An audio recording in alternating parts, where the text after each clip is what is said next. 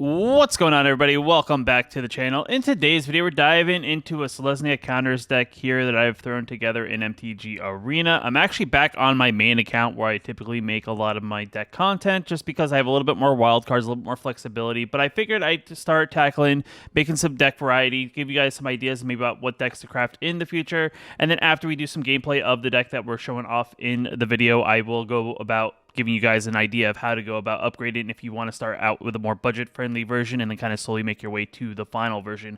But this is the list we got today for Selesnya counters. The goal here, if you've never played a counter-style deck, is just putting +1/+1 counters on a bunch of our things. We have various ways to kind of get some free damage, get some free +1/+1 counters, and hopefully deal with whatever our opponent is trying to do here. One of the key cards, I think, for the deck that really helps this deck kind of thrive a little bit better than maybe just by itself with just putting +1/+1 counters on things is going to be the Ozolith. Ozolith, the Shattered Spire. It's an artifact that whenever one of our +1/+1 counters we put on an artifact or a creature we control, we put that many counters +1 of those counters on that creature. So essentially, it allows all our things that would give one +1/+1 counter to give two +1/+1 counters. And I do think this is one of the key cards that is needed for the deck to kind of function at a very high level. Other than that, we're just playing a splash of various cards that take advantage of us playing artifacts, like things like Teethen Wormlet that gets +1/+1 every time we play an artifact. We also have things like Patchwork Automaton, which also gets +1/+1. And then we have some things on the top end here with the Simian Simulacrum that puts two +1/+1 counters on target creature, and we can unearth it for 4 mana. And given the Steel Seraph here is kind of a solid card that allows us to take that +1/+1 counter creature that we may have built up into one large creature and either give it flying, vigilance, or lifelink at the end of turn, which is definitely going to help us get in some of that extra damage.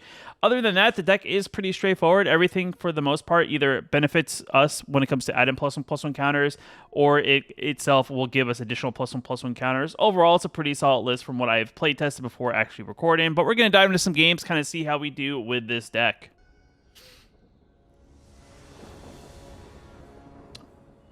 All right, so we have our opening hands. Hands pretty good. I would say overall we have 1 drops, we have 2 drops, so I do think it's not that bad for what we're trying to do. Kind of land heavy, but I don't think it's the worst, but we'll play Ginger Brute just to get in a free point of damage. But it looks like our opponent's possibly on some sort of Golgari. Artifact creatures are very good against this matchup, just because it does very well against the removal they typically have. And we're just going to get Glass Cassock here. Just get rid of their creature.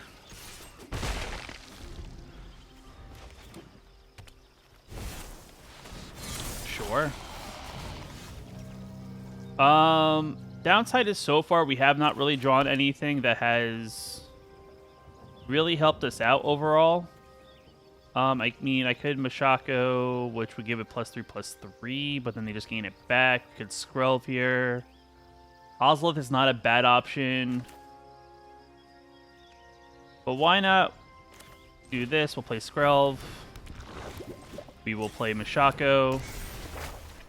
We will make that a 5/5 and swing for 5. And they'll take it because they can just gain 3 of that back. But I figured just put a little bit of pressure on them, make them figure it out. Sure. No graveyard, which is fine for us. We get another trigger, which we'll put on the Ginger Brute. We'll play that. We'll play an Ozolith. We will give some +1/+1 counters to our Ginger Brute, and we'll attack him for 7. And then we'll say go. Overall, not too bad. I mean, there's a possibility that we could have put some additional pressure on our opponent. But I don't think we're doing too bad overall in that department. We'll draw, which is fine. Lose 2 life. We will play the Brush Land. We will play Mashako. We'll plus the Ginger Brute. We'll swing it through for 9. And we'll just give it unblockable.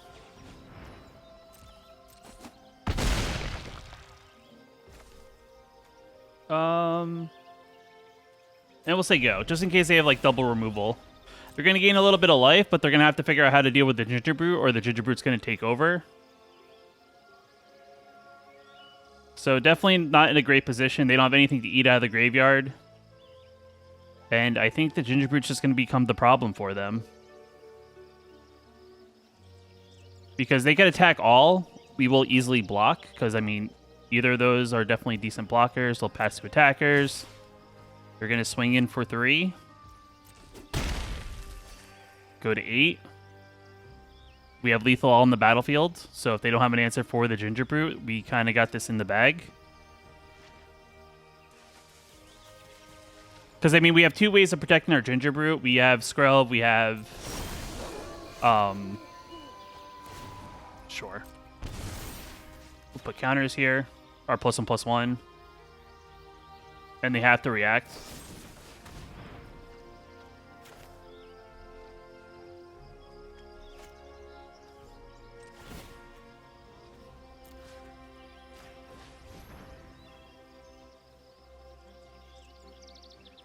Black.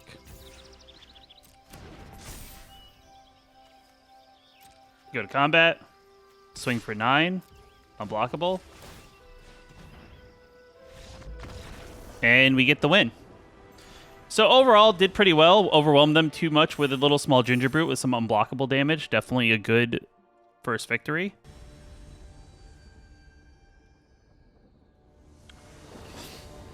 All right, we're on the play. Hand is solid. I think it's actually probably starting with the Wormlet instead of the Ginger Brute, just to kind of get that growing, and then we could follow it up depending on what our opponent's playing.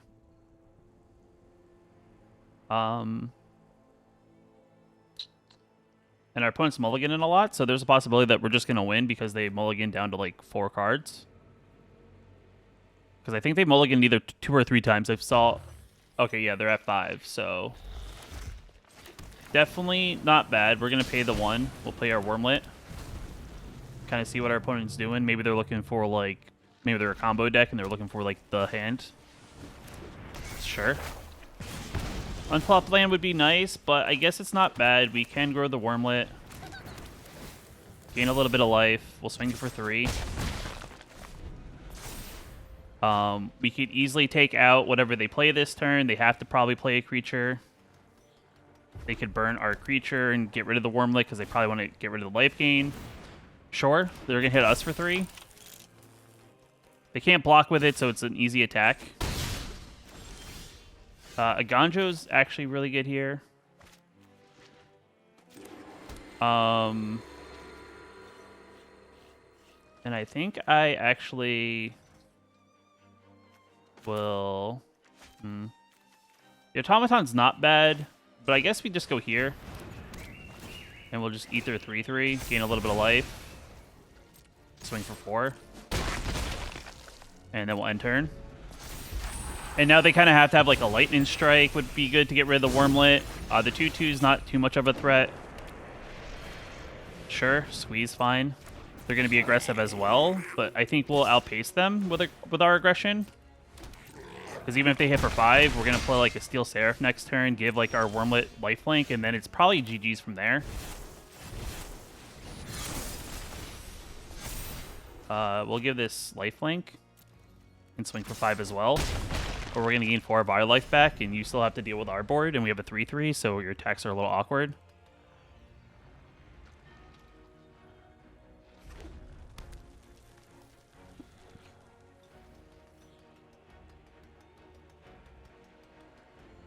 I mean, it's definitely a very awkward board, sure. A Thunder and Raiju's actually not a bad play. Let's see where they put the +1/+1 counter.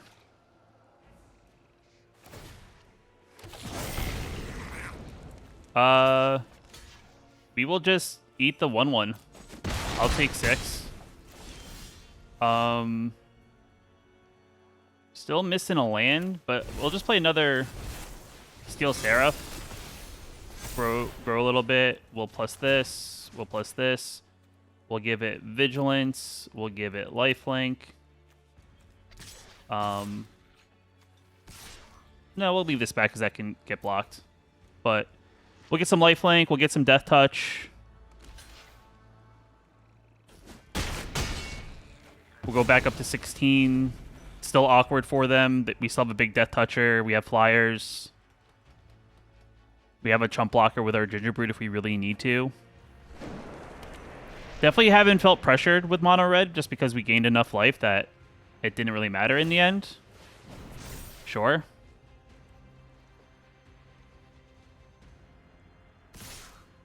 Now, they don't have enough burn to actually finish us. We'll see where they put the +1/+1 counter, but I don't think it really matters. That's fine. They'll get a 1/1. They have like a burn card. Just for safety, we'll just block here. We'll take out this, and we'll just have this chump block, I guess, squee. And then we'll take 6.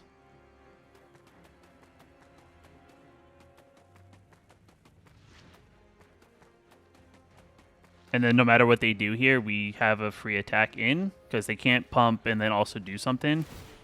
Sure. We'll go to 8, and we'll just attack. And just say GG's. Probably a little sloppy. We probably could have been a little cleaner with our victory, but not too bad overall, being able to beat up on mono red a little bit. On the play, hand's okay. It can be better, but it's not the worst. I guess we can start off with a turn 1 Skrelv and then go from there and see what we play. Or see what our opponent's playing, but we'll start with the plains. We'll play Skrelv. Not really sure what our opponent's playing, but it's possible they could just remove that. They could be playing mono red. Sure. Steel Seraph is solid. I guess we can play the Mashako and pump our creature. Yeah, I guess that's the play. Or we could Ozolith, which is not bad either. I guess we Ozolith. I have no green. Alright, I messed up there. I guess we're then gonna Mashaka will deal 3. And a little bit of poison. They're probably gonna play their creature to take advantage of the +1/+1 counter. Alright, Phoenix Chick, not bad. Are they gonna follow up with another creature? No. Yes. Sure. That is fine. We'll give that creature +1/+1. I could play Steel Seraph. I could play Glass Casket. We'll start with the Seraph. Just because it becomes a decent blocker. It gains Vigilance, I guess, because it already has Flying. They have their little 2/2. I'll probably just not block, just because I do think we'll be fine. I'll take 4. Because we'll gain 3 life. Sure. So it looks like they're on the burn strategy of this deck.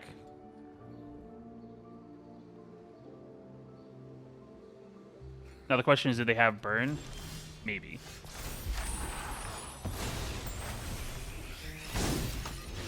I guess we'll play the Thicket out to play tapped.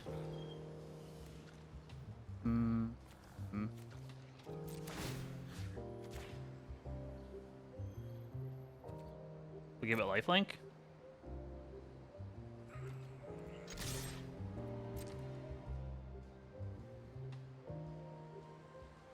I guess maybe they want to find a burn spell, because they look like they're looking at the the blood to do something with it. All right, they get rid of a festival. Or play festivities. Damage. We'll gain 3. And I'm just gonna Glass Casket their flyer, since it's like their biggest thing, I guess. Sure. Got a red. Just gonna attack in for 2. I could take out their creature. I don't mind that. I don't mind that trade. I guess we'll start with Ozolith. And we'll put some counters on this. We'll autopay, take him 1. We'll go to a 5/5. And we'll just give it lifelink. We'll go to 18. They stay at... They go to 9. So they have to kind of deal with our board. And they have to probably throw 2 creatures into. Sure.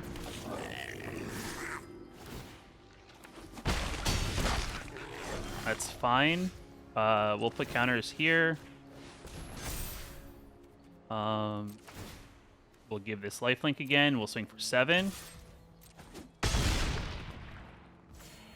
And then we'll say go. We're at 18. They're at 2. Sure. What else you got for me? Nothing else. All right. Well, I guess in that case, we will just blow up a Warfare.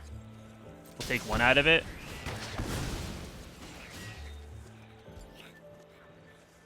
And they didn't have a burn there, so they didn't burn us in response to us removing their creature. So we go to 8. And a land. And the scoop. Yeah, I mean, Lifelinken's not great, I guess, if you're mono red, which I guess helped us in the end. And I do think getting rid of the flyer was probably the best choice. All right, this time the opponent's going first. I think our hand's solid overall. We got some plays. We'll see what our opponent's up to. I think it's interesting that we're playing like an artifact-based deck, which I think hurts a lot of the decks that play removal. Just because of a lot of the removal doesn't target artifact creatures. Outside of like Boseiju, like a lot of people play the two mana black removal that destroys non-artifact creature, which pretty solid. All right, no attacks from our opponent because that just came into play. I guess we'll start here. No attacks because we don't have a good attack. And then next turn we could either do Ozolith or we could do the Simian, which I think the Simian's probably the better play. That they have to throw 2 additional mana into. So we'll see how we do against the werewolf deck. I'm not really sure what werewolves are up to these days in Standard. But I'm going to guess it's just going to be a lot of aggressiveness. Sure, I'll take 5. No blocks. All right, that kind of answered that. And I guess we will play this. Comes out.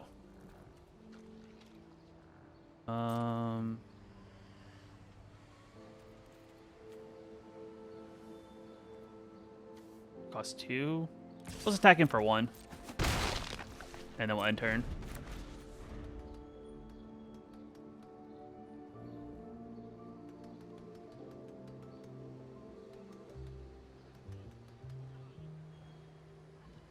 Hand's a little awkward, I would say, compared to the last game. I mean, they keep on looking at our automaton, so it's like maybe they have a play with fire and they're wondering if they want to pay the extra 2 for it. It is a little bit of a hard card to deal with, I guess, in that stance. They're already in the tank, though. It's like maybe this turn play was possibly to use the naturalist then to attack in.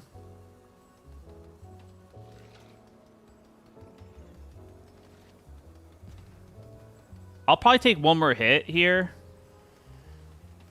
Just because I think that's probably the play. And see they're bouncing it back and forth. They're like, I don't know what to do, I don't know what to do. It's only 5, so I'm fine with 5.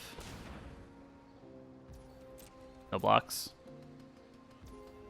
Give them the illusion of blocking. You know, it's that thing of, am I going to actually do anything with what I'm doing? And just deals that much damage. Okay. So we will start here. And I think we played the Simian. And he'll get a +1/+1 counter. And then I guess we'll just make this really large. And then we will do this. And then we have just a giant 9/9.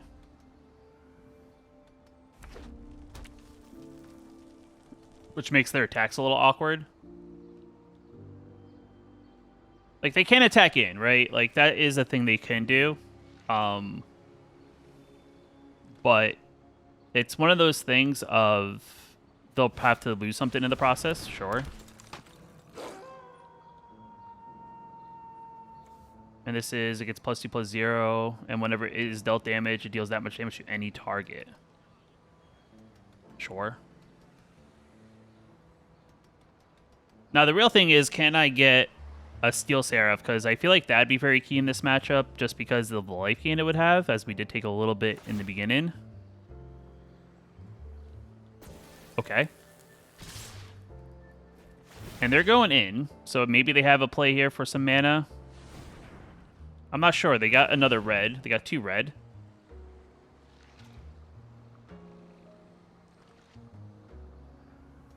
Maybe there's a Monstrous Rage in their hand. But I think I just take out their board and leave their 3/3. Sure. Alright, so that changes things a little bit.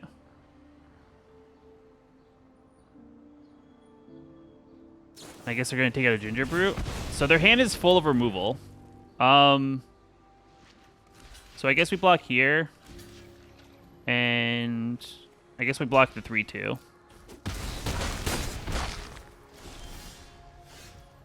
Alright. So we could do that. We could play Mashako.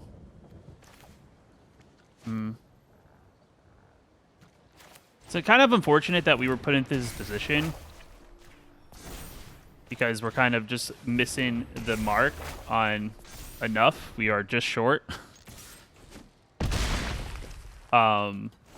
Which is unfortunate. Alright, they're taking too long. They just have to attack. They don't have to play anything.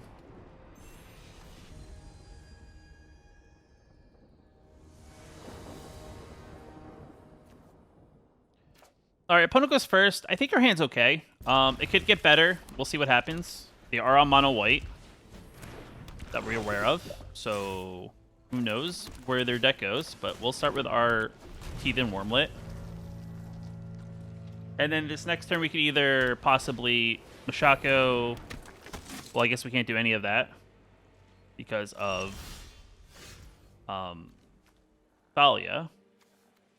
But we'll play our Brushland. We'll play our Automaton because it will grow the Wormlet, which then in turn gives us life. It grows, will not attack.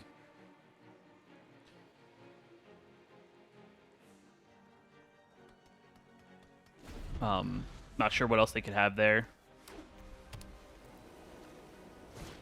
Sure. Feels like they played that awkwardly, unless they just drew it. But it looks like they're trying to go wide on us. Sure. I mean, they could attack in. I'll take 2. I'm at no threat of actually dying from an attack from that. I could go 3 different ways with this. I could start with the Simulacrum. I could play the Ozolith. I could play the Glass Casket. I'm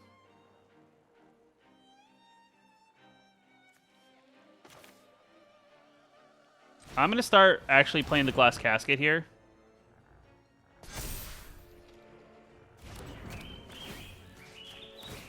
I'll start with the Skrelv. So they can tap it and deal damage to themselves if they want to protect it.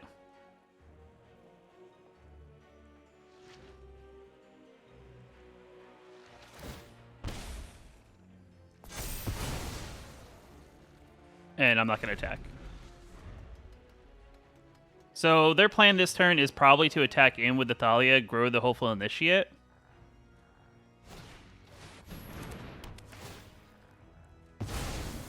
That's fine.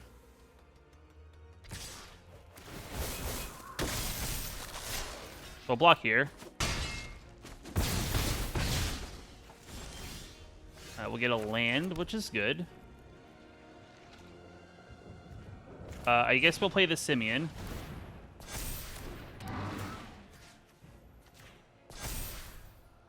And I guess we'll sit back and see if they want to remove counters from their initiates to do anything.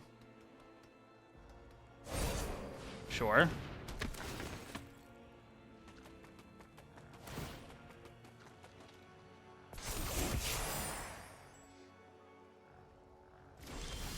They don't do anything, which is good for us.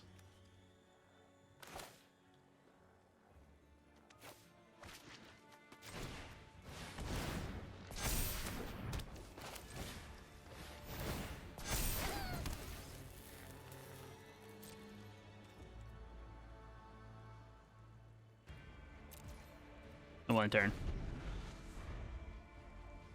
See what they do. Overall, they're not in a position. They could technically remove counters. Well, they can't actually. They can't remove counters to get rid of the automaton because it has Ward of 2, and that's going to cost them 3 mana. So they'd have to have a mana to do that. Sure. Pump the squad. Get it? I get it. Squad's not big enough to attack in though. All right.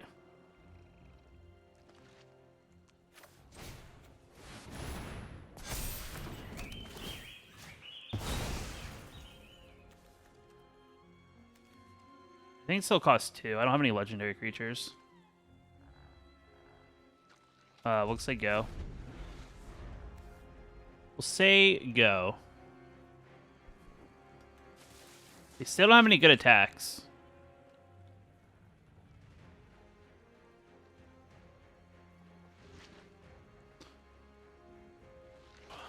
Because of the automaton having the ability to, sure. Maybe they're thinking about attacking. I don't know.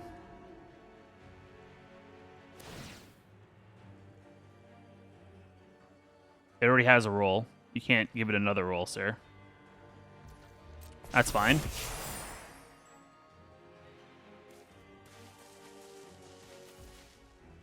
Nice. Well, while you're doing that, I'm just going to attack him for unblockable stuff.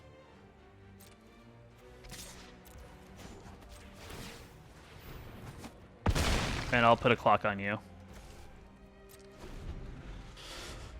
in order to deal with my board.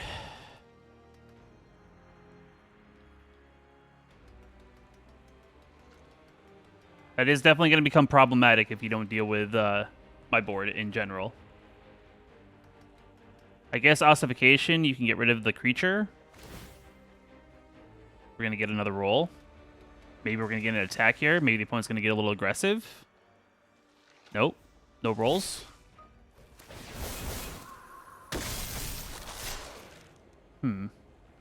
Interesting. We're going to get some scries. Let's see. What would they possibly have here? A Gonjo doesn't do anything because the automaton... I guess if I block here and I block here, we'll see what they do.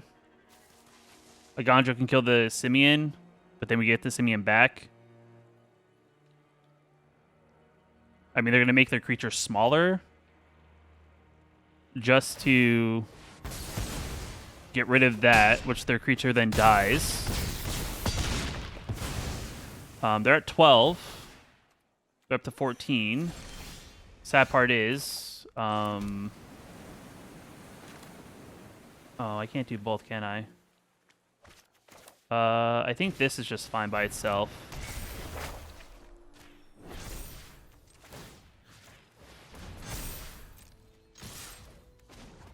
We'll just make sure. We'll get some 17 unblockable. But, yeah, I mean, we put them on the back foot, which overall has definitely helped us get that victory. It was one of those things that Thalia did mess it up a bit, but we were able to kind of beat them down through it and stall them out, which I think they want to be the aggressor, and if they can't attack with their small creatures, then their creatures don't grow. So definitely a good win there. And we are back with the Selesnya Counters deck. Overall, the deck felt pretty fun. It felt pretty straightforward. It was one of those things of a combination, just putting counters on things and just trying to overwhelm your opponent with big creatures and being like, okay, have to deal with big creature or we were going to win the game. Definitely, I do think one of the MVPs of the match is this Wormlet here. It's one of those things that doesn't seem very problematic until the game goes on, just because our deck is mostly artifacts. This will eventually get Death Touch. That does give us life every time we do play an artifact for the first time, which is definitely pretty sweet as well. And it just kind of grows the more and more the game goes on. You know, the Ozolith is another solid card. You know, put in instead of 1+1/+1 counter, you get to put 2+1/+1 counters, and you get a free trigger just by activating it for 2 mana. Also felt very good. The mana base, like I said, when it comes to decking out a mana base, you always want to have that combination of just lands that come in the battlefield untap, allows the game just to to play out very, very smoothly. Mashako's Reign of Truth is still king when it comes to these enchantment/artifact deck, just because it just allows us to put that pressure on our opponent very quickly without them maybe expecting it. But overall, it's definitely a fun deck, and I also went ahead and made some lists if you want to make this yourself. I do have the same tier of, this is kind of probably the base version you want to start with, the first upgrades, the second upgrades, and then eventually just adding in the mana base if you have that. So here would kind of be like the base version. As you see here, we add in some more cards that maybe just don't really work in the final version, just because I think they get taken out as you get better cards overall with rarity. I think Iron Apprentice is not bad when it comes to a +1/+1 counter deck, just because itself also gets a +1/+1 counter, and Ozolith is kind of that card that will trigger it, so it's a 1 mana, possibly 2/2, depending on how you sync these two. Hotshot Mechanics is just an artifact for 1 mana, that's 2/1, definitely not that bad there. Other than that, I do think the one card that you probably want to keep in the deck that would definitely make the deck perform at its best is probably going to be the Ozolith Shattered Spire. Also, there is one Brushland, because I believe you get one of these from the dual-colored starter decks. If you have that unlocked, you should have at least one Brushland in your collection. If not, you may have more. And because it's only a one-of, I also kept in one Sir Ginger, so this is just 4 of when it comes to add in additional rares. If you don't have the Sir Ginger, add in a 4th Ginger Brute's not a bad trade-off. They're both very good, I think, in one way or the other. Or possibly another Tough Cookie. Either way works for the replacement of Sir Ginger. So if you don't have it, those are your 2 options there. And then we go to the next version. And then you see here in the next version, we kind of add in the Simian Simulacrum. We add in the Steel Seraphs. I think these are the next key cards that really make this deck perform that much better. It's just having a free way to put in +1/+1/2 counters on something on turn 3, which makes whatever you play before it a lot stronger. If you have an Ozolith out, it makes that thing that much more stronger. Steel Seraph is another solid card, because then it gives our creature that we're attacking with that we're possibly growing into possibly a flyer, into a vigilance creature, or into a lifelinker if we need that life. And the cards we cut out, we're just going to be one-shot Hotshot Mechanic, the Combat Thrashers, and the Rust Goliath, as these are the cards that we kind of put in that top end area of the original list. This is kind of like where you would cut, and the mana base is still kind of like a budget mana base with tap duels and the 1 Brushland. The second upgrade that we did here is we added in the other pieces to the deck. The Teedlum Wormet comes in, as this is going to be another key card I think that makes the deck kind of perform a lot better, especially in that early game. We have Skrelv here for that protection that it adds. We have also in our Elvish Archivist, which didn't come up in the gameplay, but it's another solid card that will grow as we also play 1 or more artifacts on our turn on the battlefield. During our turn, which is definitely pretty sweet. I think nothing else really changed besides that. We're still at our basic land base, and the cuts that we made to get to this is just cutting the Hotshot Mechanics and cutting out the Iron Apprentice. Like I said, we get kind of better cards in place of those cards, and that's kind of how it evolves. Like, those aren't bad budget options, but as you kind of get more rares / mythics, it's definitely going to be one of those cards you cut out first. And then pretty much the final version is what we played in the video. This is the version that has the good mana base with the Boseiju, with the Aganjos, with the Thickets, the Overgrown Farlands, the Brushlands, and then pretty much all the rest of the cards that were in the deck. Overall, like I said, this is a great deck to check out. This is a fun aggro deck that's slightly off meta. It's not something that you see a lot in the meta, I would say. Overall, we did fairly well with it. I think we went 5-1 in what I recorded, which definitely kind of shows that this deck definitely has some legs, especially in the meta. It's good to kind of play against mono red and put them on their heels, which is definitely pretty sweet. Other than that, I'll have the links down for these deck lists down in the description below. Depending on where you are with your rarities and what you have in your collection, you kind of pull in a list based on that. Kind of take a look at it for yourself. If you like the video, hit that like button. Definitely helps out a lot. If you're new here, you want to post new videos like this one here on the channel, hit that subscribe button. But until next time, I'll see you in the next video.